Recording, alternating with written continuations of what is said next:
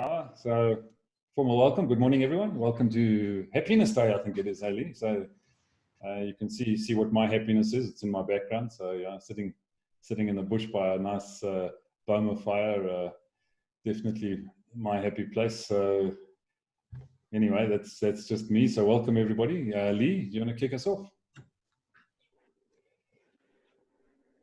Well, welcome, everyone. We have gone through this journey, and the last couple of days we were talking about money and wealth, and it made me think: does money make us happy? And what is and therefore what is happy? What makes us happy? What is happiness? And is that so? The two things that I want to play with is, first of all, the movie, an old movie which I'm sure many of you have seen with Will Smith, called The Pursuit of Happiness.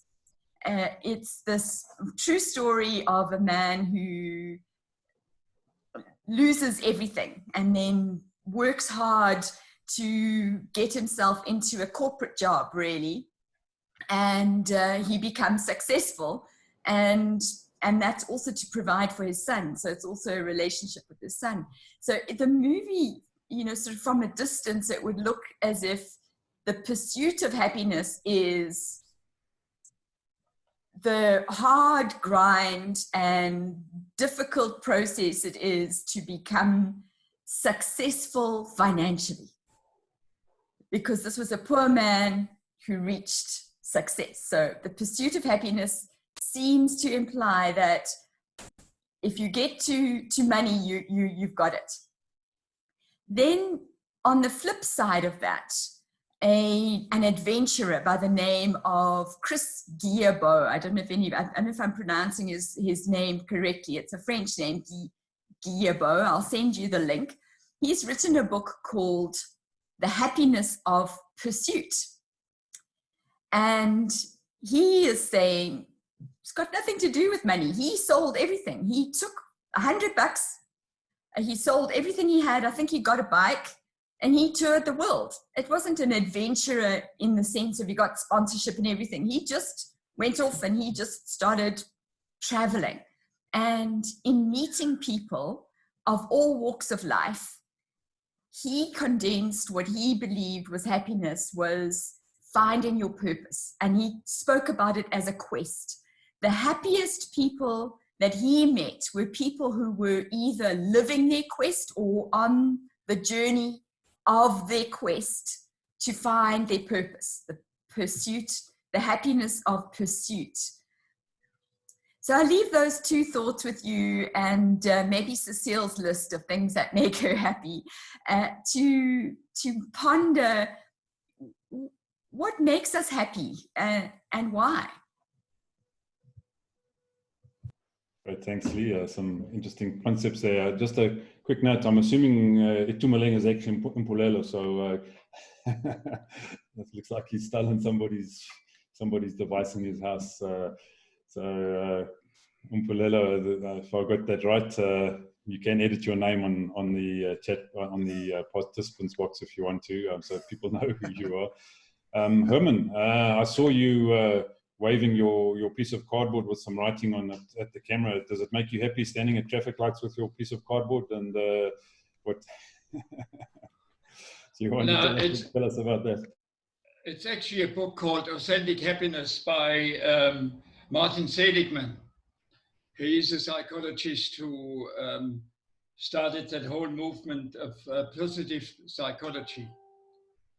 And going back to Lee's introduction, what I really like is that chappie who goes on his bicycle and searches and finds eventually his purpose.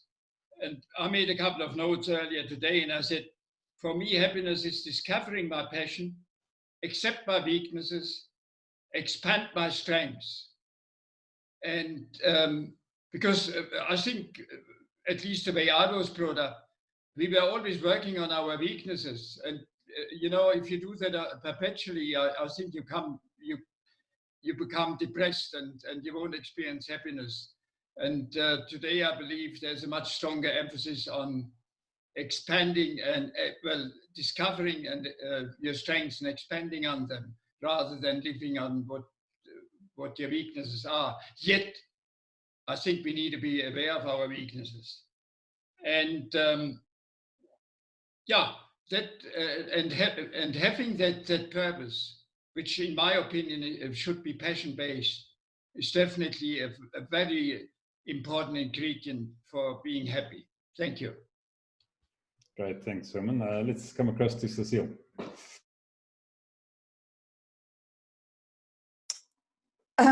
Hi guys. Like I said, I made a little list of, yesterday was not a good day, but in the evening I thought, let me just make my list. So I made a list of the things that make me happy. And when I read it now, my word, there's virtually nothing in it that money buys. But yeah, I've been sitting around the campfire with family and friends was actually the very first thing that I wrote down in my happiness list. And then I love snow skiing with family and friends. And then I like simple things like sitting on the rocks, just on the rocks at the sea, or in my garden, just sitting there, taking in nature. I love playing board games with my grandkids and my kids, coffee and chats with my sister and my special friends. I love training, squash, karate, any type of training. I love training. I love rafting or tubing or anything down the river. I love it. Nothing as fancy as rivers, but yeah, I love sleeping in a tent with my hubby. 3 times a year we go to the Pretoria Zoo and we sleep in the Pretoria Zoo with the friends of the zoo. It's so lovely, sleeping there in the zoo with all the other animals around us. I love eating my Oma Bouwer's ice cream. I love dancing a cha-cha or any type of Latin American dance. I love playing netball. Travel is on my top list, but I love to travel light, not with a big suitcase. It has to be small, light. I love movies, but not at home. I love movies in the cinema with my hubby, not with popcorn, just him and me holding hands. I like a nice chai latte.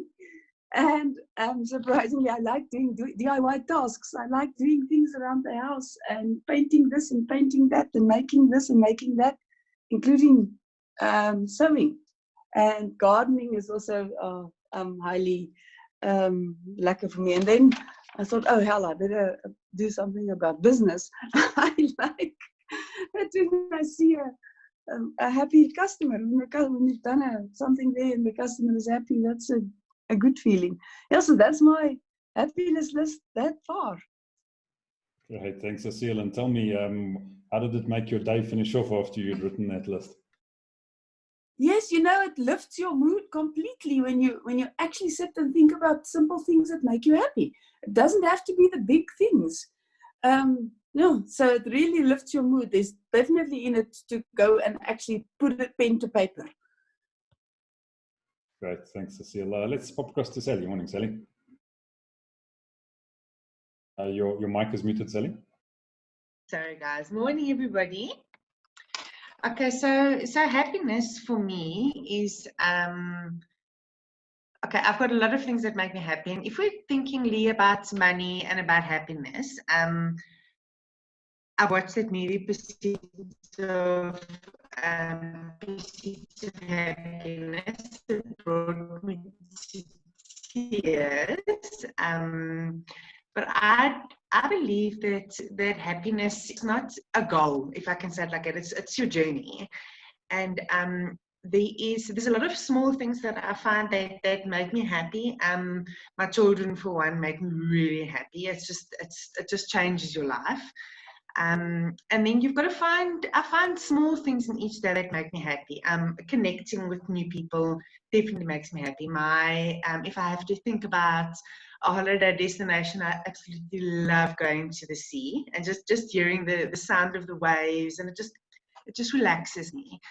And so really, I think what I want to say is that I don't believe, yes, money has a role to play, but I don't think money in itself makes you happy, but it definitely sort of, it eases the journey along to, you know, to being happy. But you got to be happy. I try to be happy in whatever I do every single day, and I think happiness is a choice. Okay. Great, thanks, Sally. Right, let's pop across to Pierre. Morning, Pierre.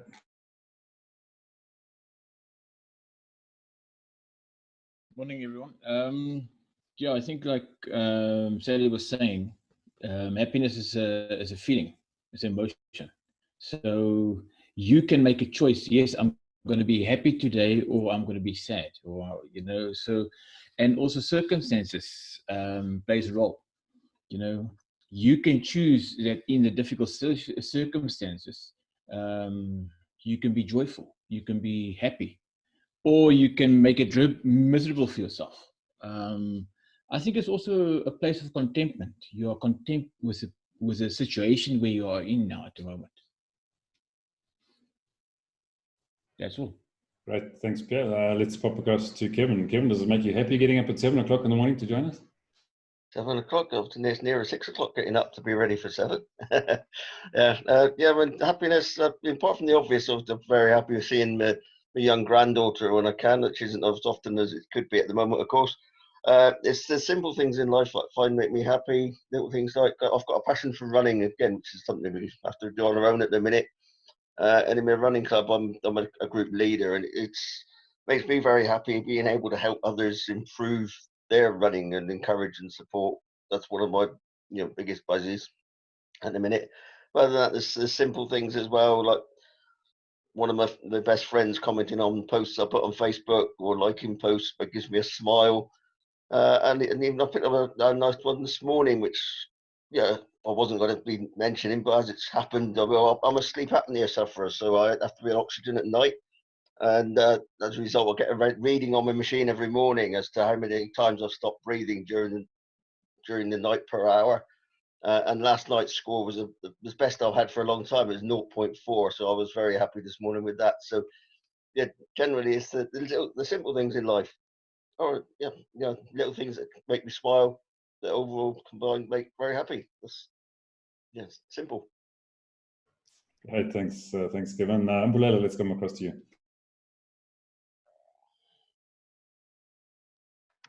Good morning to everyone.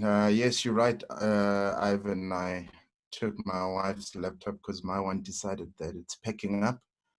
So yeah, I have changed the name though. And you're getting it right, Mpumelelo. I think I always say it's a beautiful name that a mother can give to a child. But anyway, look, speaking about happiness, maybe let me start by just speaking about my definition and what I believe happiness is. I think the first one is that happiness is a decision. So I agree with you there, Pierre. But secondly, that happiness is the condition of the heart. And that condition is influenced by what we see, what we hear, and what we experience. What do I mean by condition of the heart? I mean the heart that is happy whether circumstances are favorable or not. Because what happens when circumstances are not favorable? What do I do at that time? Do I become miserable? Or do I decide, even with things being the way that they are, I decide to be happy? So for me, happiness is more an internal state going outside. Yes, outside things may add some temporary enjoyment and excitement and so forth, but what happens when that morning I haven't had a chance to walk and it's something that I enjoy doing very, very much? So for me, happiness has always been an internal thing, the strength of the condition of one's heart, whether circumstances are favorable or not, which then makes it a decision to say, I'm going to be happy. I didn't get that deal. I didn't make that money. My kids were miserable this morning, but I'm deciding that I'm going to be happy. And you practice that until it becomes a natural propensity where you naturally always react in a much more positive, happy way. I've had a lot of instances in my life, many dreams, many goals that I did not get to, I did not meet, and I had to ask myself the question, am I gonna be sad about this? Am I gonna be, or am I going to count my blessings? So that helps me to say, look, things may not be happening right, but decide that you are happy in spite of, and that for me is a strength actually. Yeah, that's my 2 cents worth. Great, thanks, Mpulelo. Luther, let's come across to you.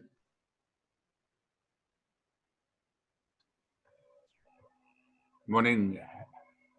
I take my departure from what the Bible says.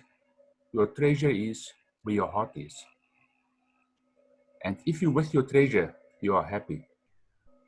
But as I'm a big picture person, I'd love to see it in context.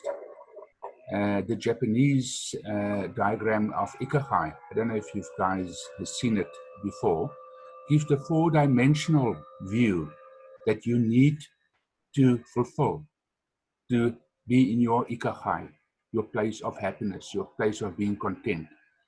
The 4 conditions is actually your profession, your passion, your vocation, and your mission. Now, just putting it over in words, your profession is in a certain sense that which you are good at and what you can be paid for. And then your passion and your mission is all about what you love. And then your vocation is that what the world needs. It's not either or. How you address those 4 dimensions where the circles intersect is your Ikigai. And if you continuously just check your 4 dimensions and see whether they are in balance, you will know, you'll be happy because you are living your Ikigai.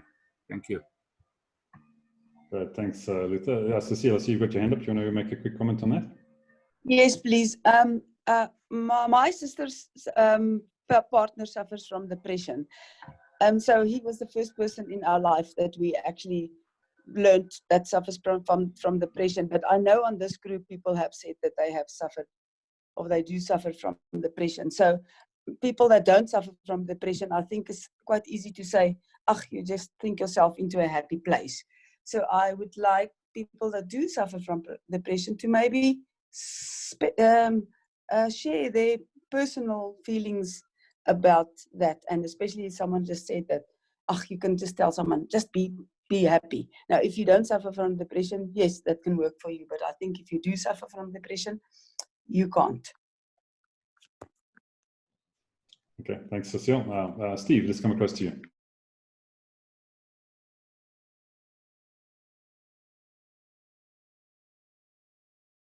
Thanks, Ivan. People are going to be wondering if you know a lot about my personal life and introducing me on the subject of depression.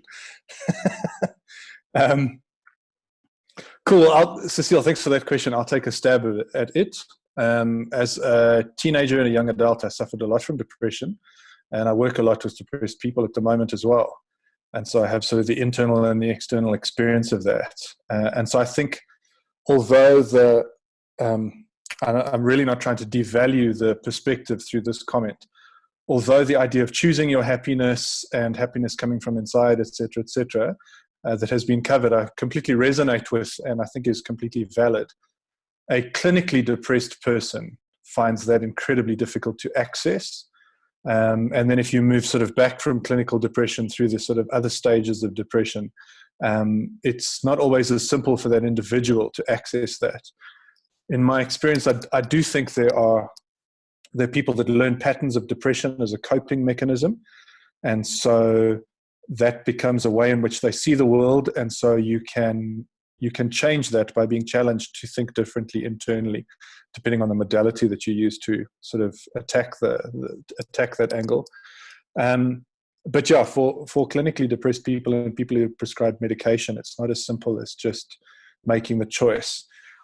but then I do believe that has a big part to play in it, in helping people that they can see things differently, that they can choose to see things differently.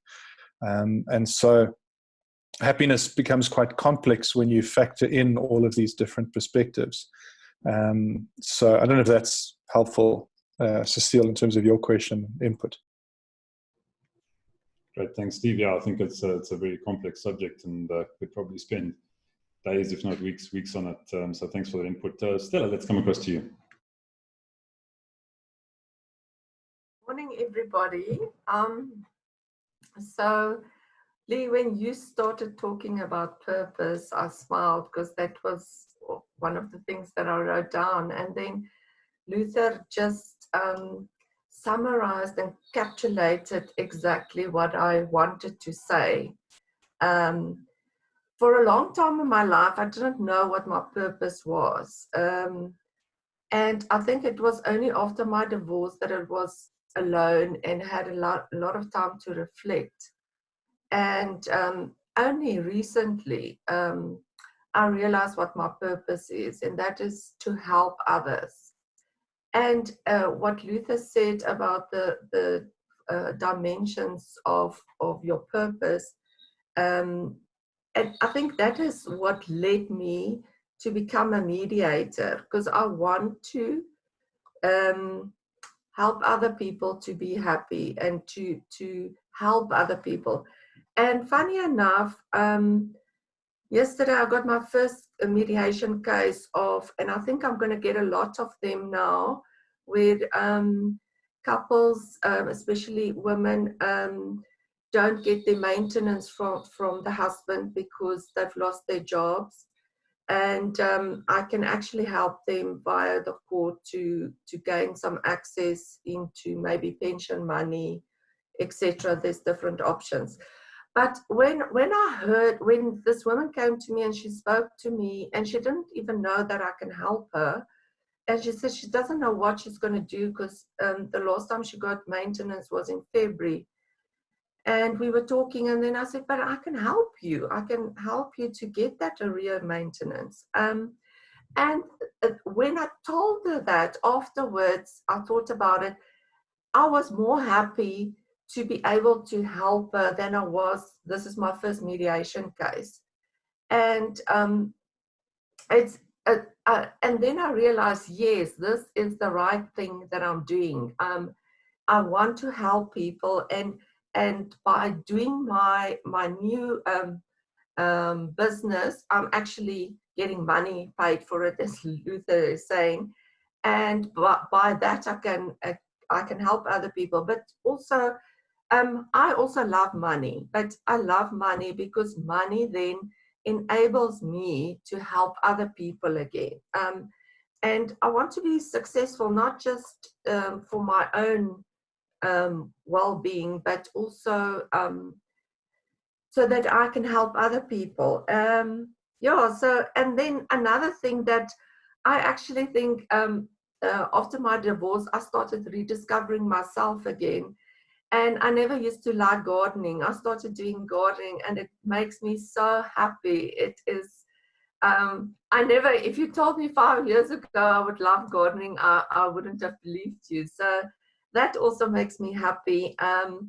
My cat that sometimes don't have ears and know when to stay away, she also makes me happy. And it also makes me happy when I see my kids are happy. It just, one of the most difficult things, one of the difficult things in my life was when my daughter went overseas, and we're very close, and I was sad, but it made me happy. It sort of eased the pain of not seeing her, knowing that she's so happy overseas. And I've come to peace with it, that she's maybe going to stay overseas forever, but the fact that she's happy makes me happy. Thank you. Right, thanks, Stella. Jennifer, let's come across to you. Good morning. Yeah, very much resonated with everything that Stella was saying. Yeah, I think we live in two worlds, very much the external physical world, friends, work, family, etc. And I think most people look and think that that's where they can derive happiness from. But we have the second world, which is much more internal, the mind, the imagination, thoughts, emotions, beliefs. And to me, I've learned, or to me, that I think is where true happiness lies. And you can feel it, and the pathway to happiness is very much in this area. Yes, the two are intertwined, but for me, my journey was very much like Stella. I got through a stage in life. I had a divorce and various things happened, and I had to rediscover, well, I felt I needed to rediscover myself and find my purpose in life. And it wasn't until that I could really touch on this inner world of my beliefs and values and line them up with my purpose that then, yes, I discovered my purpose. I then began to find, real happiness inside me.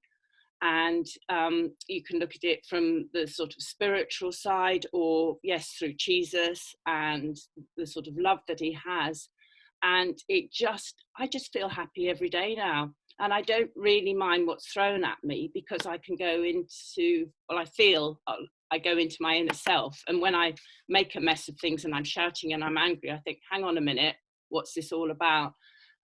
You put up 3 words yesterday. I think it was what's life about, health, wealth, happiness or something. But I'd already written those 3 words down, and they were not those 3 words. The 3 words that I actually wrote down were joy, peace, and love. And then I think when you really find happiness, it's that inner peace within you. And that's true happiness, or shall we call it joy? Because I think that is far more than happiness. Thank you. Great, thanks, Jennifer. Appreciate that. Let's come across to Helen. Morning, Helen. Clearly a good drink and a banana makes you happy in the morning. So it's my breakfast, and then I forget to eat for the rest of the day. Morning all. Happiness. I'm going to keep it like really simple. I am happy that the particles of my being are still attracted to each other and vibrating at a frequency that that keeps it all together. But I have had a history of illness. I've been quite ill for a while with various things, in and out of hospitals. 1 year in hospital, I think 6 times. I've spent 2.5 months in hospital.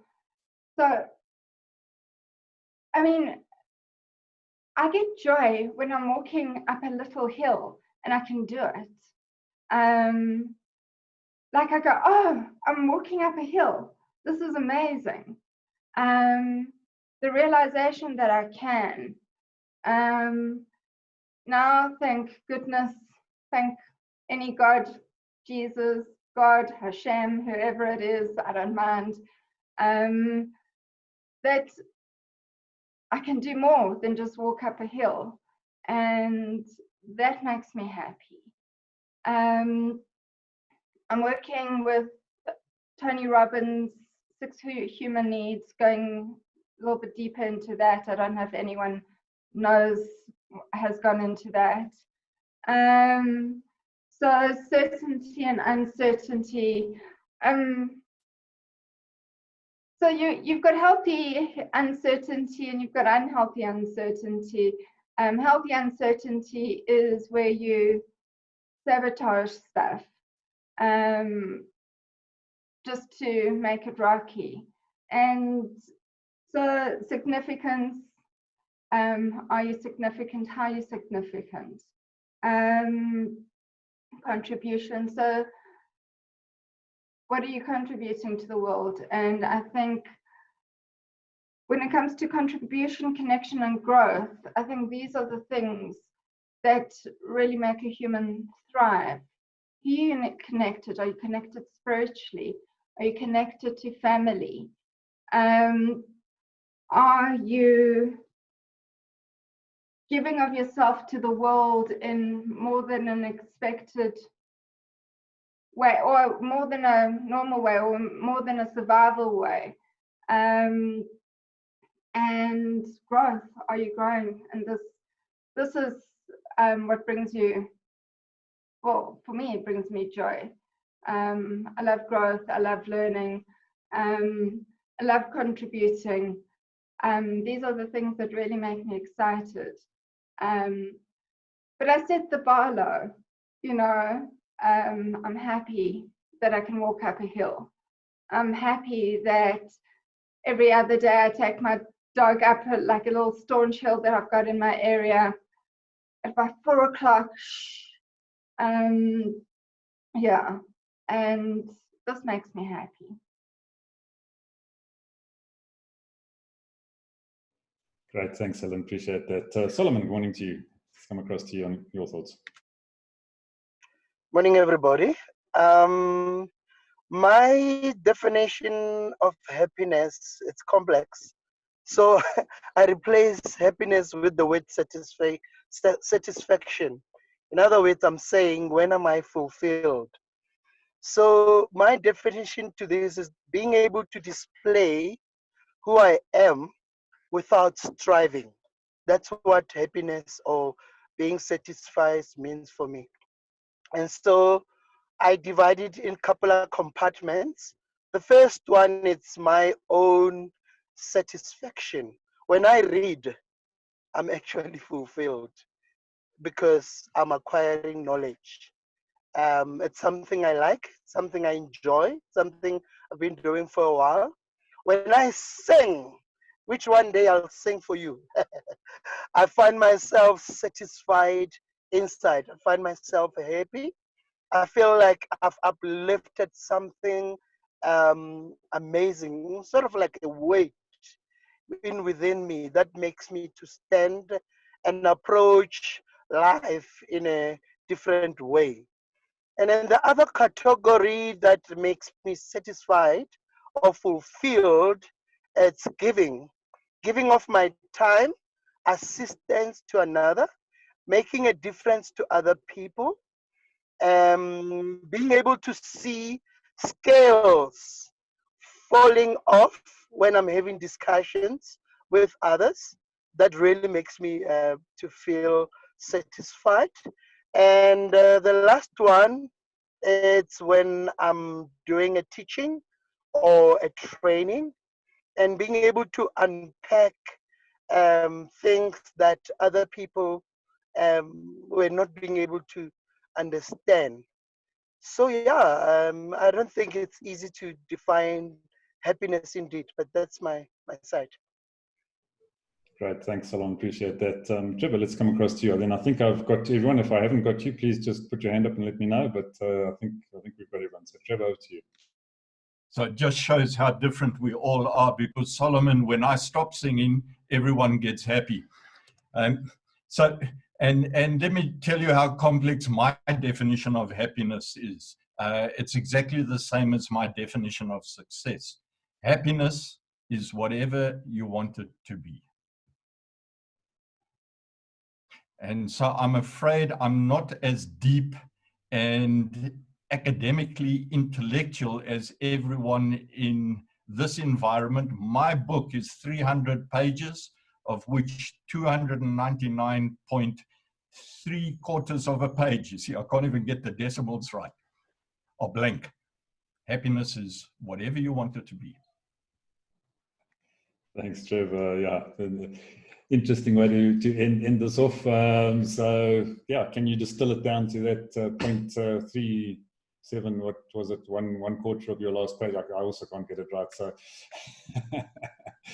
so let's pop across to Lee to wrap up for the morning. Well, I think Mpumelelo set the theme for tomorrow. So it's success.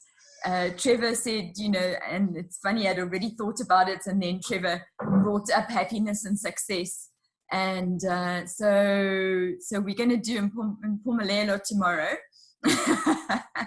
just in terms of what is success. So let's start with that. And then you're right, Mpumelelo, I'm looking at you, and maybe in a couple of days would love to hear your story. So I'm sort of prompting you to start thinking about it, and then maybe in the next couple of days, if you don't mind sharing, you kind of got the gist of it from Mpho, so hopefully you'll do that. But let's begin tomorrow with this whole idea. So what is success? Is success the pursuit of happiness? Or is it something else? What would make our lives successful? What would make us feel that by the end of our lives, we have achieved success, or that in the journey of our lives, we are successful? And I want to just leave you with a simple story. I know we're running over time, but or actually maybe I'll leave it for tomorrow. I'll introduce success with this tomorrow. Watch this. It's a series. Leave you on a cliffhanger. Got to give you Thanks, some FOMO. everybody. Have a great day. FOMO to make sure you come back tomorrow. so folks, yeah, thanks, Lee. So don't worry, be happy. Have a successful day, and we'll see you tomorrow. Go well.